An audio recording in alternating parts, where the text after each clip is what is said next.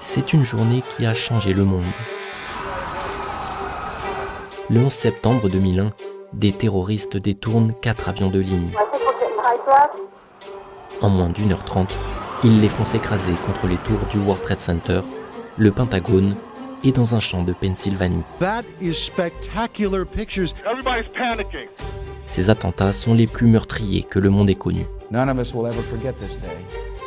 Nous allons raconter cette journée historique.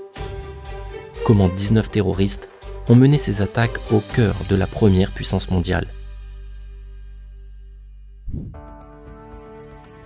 Ce mardi 11 septembre 2001, tôt le matin, 10 d'entre eux rejoignent l'aéroport de Boston. 5 sont passagers du vol 11. Ils décollent juste avant 8 heures. 5 autres terroristes ont embarqué dans un second avion, le vol 175. Ils décollent un quart d'heure plus tard. À ce moment-là, dans le premier avion, les pirates ont déjà pris le contrôle de l'appareil. Une hôtesse abritée à l'arrière de l'avion contacte sa compagnie aérienne.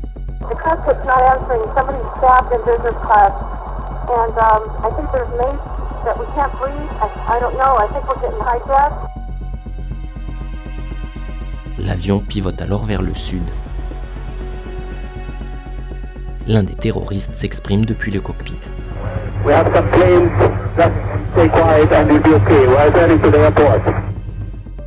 En parallèle, une demi-heure après son décollage, le deuxième avion est détourné à son tour.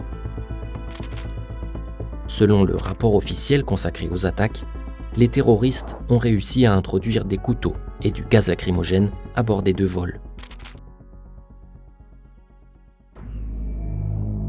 Retour dans le premier avion. Une autre hôtesse appelle sa compagnie. Son interlocuteur lui demande de décrire ce qu'elle voit à travers le hublot. Nous volons très très bas. Nous volons bien trop bas. Oh mon Dieu, nous volons beaucoup trop bas. La conversation s'interrompt. Au même moment, 2 Français tournent un documentaire consacré aux pompiers new-yorkais. Quand soudain,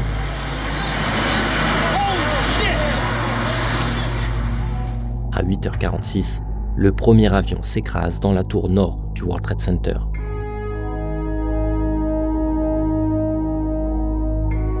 Dix minutes plus tard, le président américain George W. Bush, en visite dans une école en Floride, est discrètement prévenu du crash.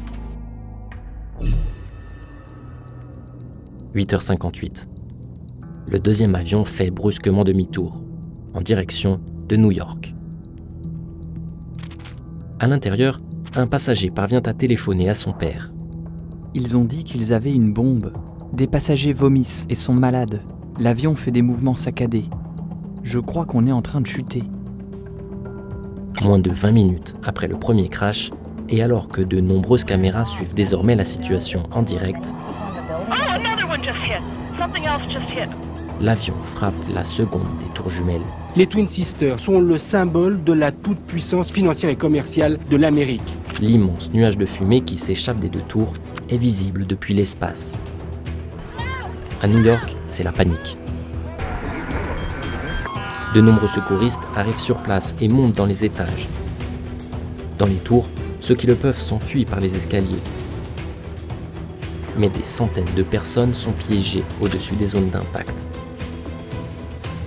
Certains sautent.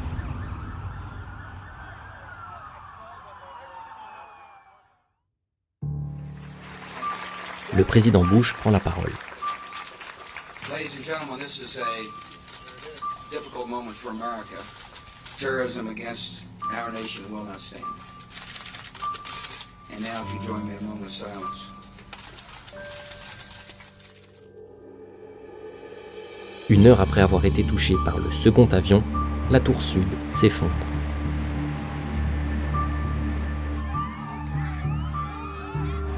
Une demi-heure plus tard, la tour nord tombe elle aussi.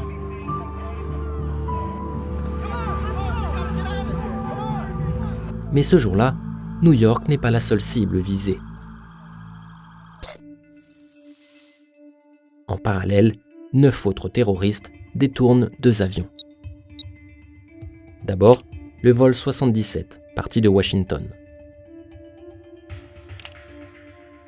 Une demi-heure après son décollage, les pirates lui font faire demi-tour. Il s'écrase sur le Pentagone, le bâtiment qui abrite le département de la Défense des États-Unis. Enfin, le vol 93. Après 1h15 de vol, les pilotes envoient des messages d'alerte.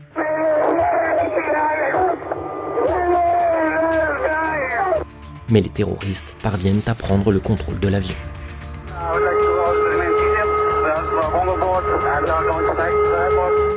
Une lutte s'engage avec les passagers.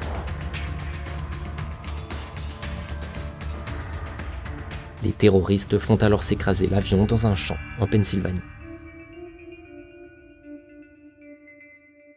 En moins d'1h30, les États-Unis viennent d'assister à 4 crashs. George W. Bush prend la parole à nouveau. Freedom itself was attacked this morning by a faceless coward. And freedom will be defended. U.S. officials are saying that they now have new and specific information. Dans l'après-midi, un nom commence à être évoqué dans les médias. Good indications that people with links to Osama bin Laden may have been responsible for these attacks. En fin d'après-midi, la tour numéro 7 du World Trade Center, située au pied des tours jumelles et fragilisée par un incendie, s'effondre. Le soir, le président Bush s'exprime une troisième fois. The search is underway for those who are behind these evil acts. We will make no distinction between the terrorists who committed these acts and those who harbor them. Good night, and God bless America. Au total, les attaques du 11 septembre 2001 ont tué 2977 personnes. Et le bilan aurait pu être pire. Les crashs étant survenus assez tôt, un jour de rentrée des classes et d'élections municipales à New York, les tours étaient moins remplies que d'habitude. D'après un rapport technique sur l'effondrement des tours, cela aurait évité la mort de 14 000 personnes. Mais de nombreux Américains ont souffert de séquelles à plus long terme, notamment de cancer, après avoir respiré des poussières toxiques.